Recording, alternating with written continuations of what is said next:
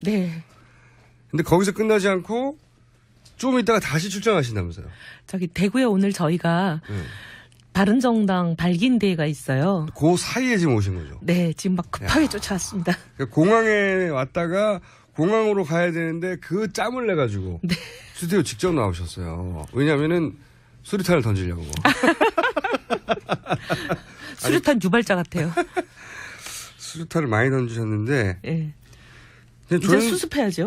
수습, 오늘, 이번부터 수습입니까? 네. 그럼 조현순 장관하고도 수습 국면인가요? 아니, 그분은 여러 가지 이제 조사가 시작됐는데 지금 수습하면 안 되지 않아요? 네, 수습 안 되시기를 바라는 거죠? 아니, 뭐, 안 되길 바라는 게 아니라 진실이 밝혀지길 바라죠. 진실이 밝혀지길. 조현선 장관과는 사실 소위 1차전이라고 할 수 있는, 경선에서 이기셨잖아요. 네. 그리고 나서는 2차전이라고 할 수 있는 소송전. 근데 소송이 실제로 들어오지는 않았죠? 모르겠습니다. 그건 아직 법원에서 연락이 없으니까, 법원인가 검찰인가. 네. 예, 연락이 없으니까 연락 오겠죠, 뭐. 그래, 아직 연락이 없다는 거죠. 네. 네. 언론에는 바로 소를 제기한다고 했는데, 아직 연락은 못 받았다. 꽤 시간이 있었는데. 제가 빨리 해달라 그랬죠. 빨리 해달라고. 그래야 소송을 해서 진실을 밝히자고 했죠, 아예. 네. 네. 그래야 국민들이 좀 속 시원하게 아실 거 아니겠습니까? 이 중대한 문제를. 자, 근데 오늘 이제 꼭 들어봐야 할 얘기는, 아무래도 반기문 전 사무총장에 대한 얘기예요. 네, 반기문 전 사무총장이 이제 오랫동안 기대감을 불러일으키게 한 다음에 들어오셔가지고 연일 그 강행군을 하시다가 여러 가지 이제 해프닝들이 있었고, 그러다 해프닝들이 그 하나하나를 따지면 별로 큰 건 아니에요. 근데 이제 구설수에 오를 만한 일들이 좀 있었죠. 네? 그러니까 좀 보면은 일반 사람들과 너무 다른 상식을 갖고 계신다. 근데 우리가 이제 상식이 우리 일반인들과 다른 대통령 때문에 지금 많은 고생을 하고 있잖아요. 그러니 다들 이게 이제 옛날 같으면 그냥 조금만 자잘한 해프닝이겠구나 맞아요. 생각하지만, 뭔가 어디서 많이 본 것 같은 데자뷰 같은 생각이 드는 거죠. 여기서 데자뷰는 누구의 데자뷰를 말하는 겁니까? 누구겠어요. 지금 고생하는. 박근혜 대통령의 데자뷰? 뭔가 이렇게 일반 사람들과의 상식이 너무 다른 분일 때 많은 사람들이 문들 제기를 했지만 괜찮을 거야 라고 생각했잖아요. 네. 근데 지금 이제 막상 일이 터지고 보니까 그렇게 일반 사람과 전혀 동떨어진 생각과 상식을 갖고 계신 분이 지도자가 되면 나라가 이렇게 되는구나. 요즘 그런 생각들 하시는 거 아니에요? 그런 것 때문에 네. 이런 사소한 해프닝들도 예전과처럼 그냥 흘리지 않고 네. 혹시 이게 이분이 가지고 있는 우리하고 좀 다른 기준들이 드러나는 거 아닌가. 네. 저는 좀 놀란 게 그 꽃동네에 방문하셔가지고 네, 턱받이요? 노인, 깜짝 놀랐어요. 턱받이를 본인이 한다는 것도 너무 놀랬고. 아니, 최소한 이 지금까지 공직자로서 거의 70이 넘는 평생을 살아오신 거잖아요. 네. 그럼 저 한 50년 정도는 공직생활 하셨을 것 같은데 어디 사회봉사시설에 한 번도 안 가보셨나 봐요. 또는 본인이 안 가보셔도 텔레비만 봐도 알잖아요. 정치인들 나와서 사회복지시설 가고 공직자들 가고 하는 거. TV만 한 번을 좀 유심히 보셨더라도 이러지는 않으셨을 텐데. 보통 자원봉사 하는 분들은 앞치마를 하죠. 턱받이가 아니라. 아니, 그리고 할머니 이렇게 거동이 불편하신 노인 어른이 누워 계셨잖아요. 네. 근데 막 그 노인 어른 누워 계시는데 옷하고 막 턱에다가 죽을 막 줄줄 흘리면서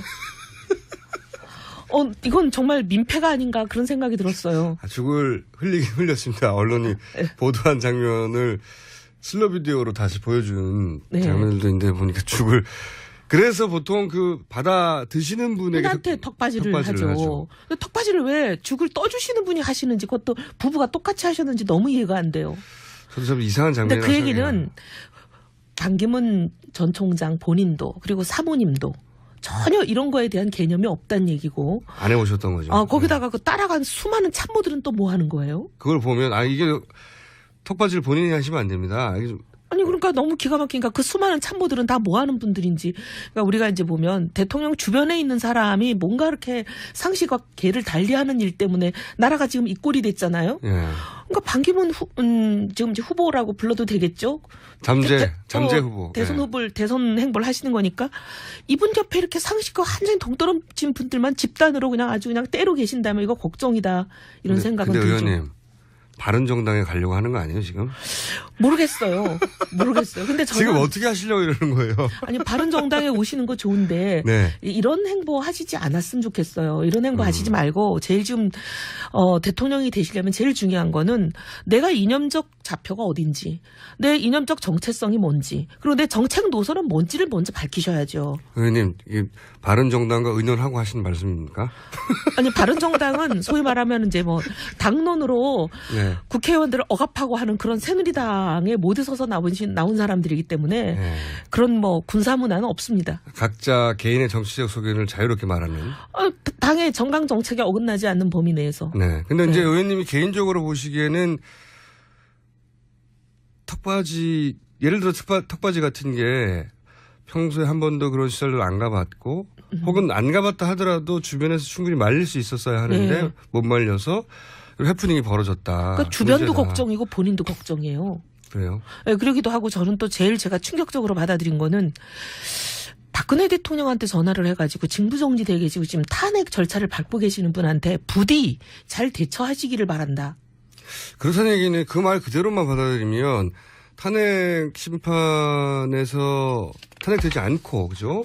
직무를 복귀하길 바란다는 말로 해석될 수 있는 말인데. 또 그거보다 더 하나 더 넘어가서 생각하면 뭔가 잘못이 드러나지 않게 잘 꼭꼭 숨기고 잘 덮어라. 그런 말처럼 들리지 않아요?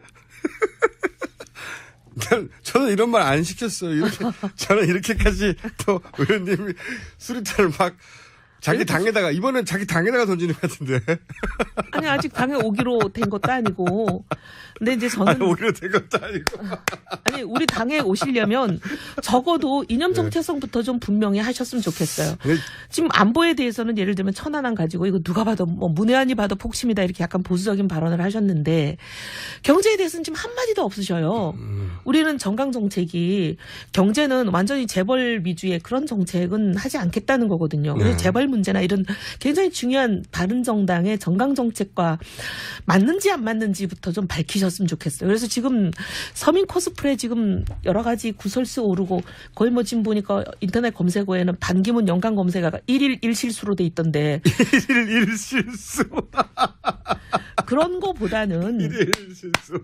그거보다는 그냥 정책 얘기하시고 만약에 내가 대통령이 되게 된다면 내가 왜 대통령이 되려고 하는지 대통령이 돼서 나라를 어떻게 만들고 싶은지 국민들한테 뭘 해주고 싶으셔서 대통령이 되려고 이렇게 연일 강행군을 정말 연로하신 나이에 하고 계시는지 이런 거를 밝히시는 게 저는 더 급한 것 같아요.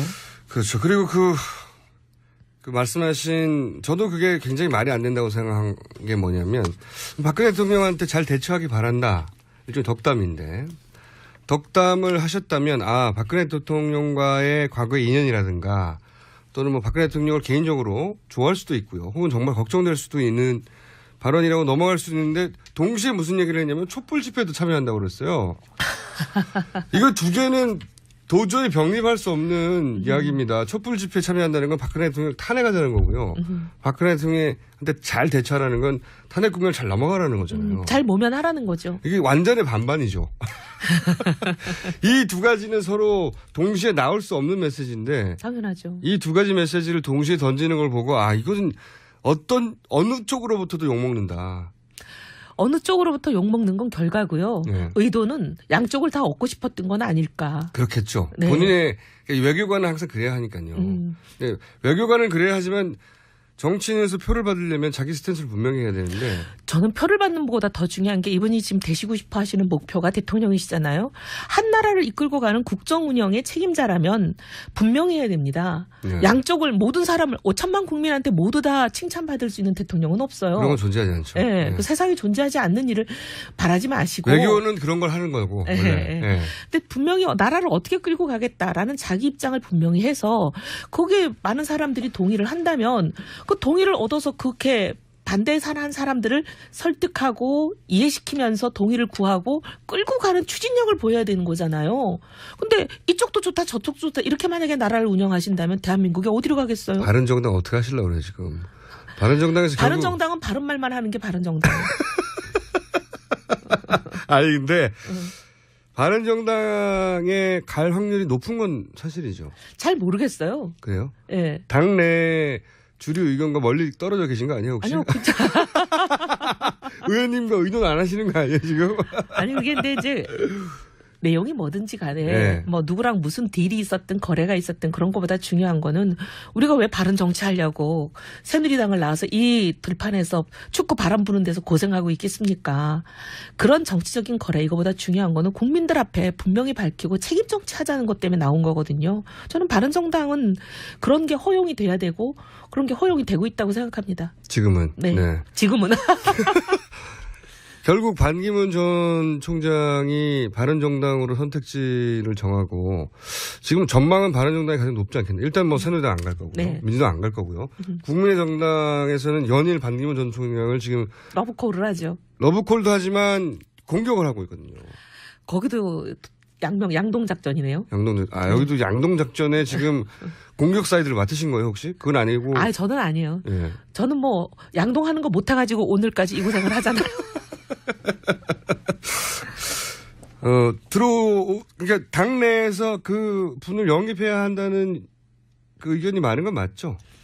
많다기보다는 일부 그런 분들이 계시죠. 주로 어떤 분들이 있어요? 아니 이제 충청 분들이 그러신 거죠. 그건 뭐 당연한 네, 것이고요. 네. 네. 그리고 이제 그런 분들이 계시기도 하고, 그다음에 나머지도 뭐 반대하는 사람이 있다기보다는 네. 우리랑 정체성이 맞고 정책 노선이 맞으면 오케이. 들어오시는 거에 대해서 환영이다. 근데 단 조건이 있다. 무조건 후보가 추대되고 이런 게 아니라 공정한 룰에 의한 경선을 거쳐야 된다. 그래야만 후보가 될 수 있다.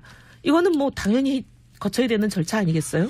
유승민 의원 입장에서는 당연히 바른정당의 지금으로서는 대선 후보를 뜻을 두고 계실 것이고 그렇다면 경쟁이 될 수도 있는 거잖아요. 그렇죠? 네. 당내 경선의 절차를 거쳐야 될 테고 그렇기 때문에 그 절차를 반드시 넘어가야지 꽃가마를 태워준다가 이런 일은 없다. 이런 거죠. 아우, 꽃가마를 태운다면 바른정당이 아니죠. 네. 아니 지금은 바른정당이지만 좀 있으면 조금 바른정당이 될 수도 있잖아요.